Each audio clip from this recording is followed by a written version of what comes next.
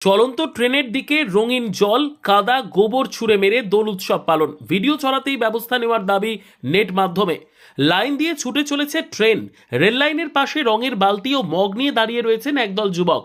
ট্রেনটি তাদের সামনে আসার সঙ্গে সঙ্গেই রঙিন তরল ছুঁড়ে দিতে শুরু করলেন তারা। এমনই একটি ভিডিও ছড়িয়ে পড়েছে সমাজ মাধ্যমে। ভিডিওটি প্রকাশ্যে আসতেই তার নজর কেড়েছে নেটাগরিকদের। ভাইরাল হয়েছে ভিডিওটি, যদিও এই ভিডিওটির সত্যতা যাচাই করেনি ক্রাইম প্রেস 24। ভিডিওটি হোলি উৎসবের সময় ক্যামেরাবন্দি হলেও কোথায় ঘটনাটি ঘটেছে তা জানা যায়নি।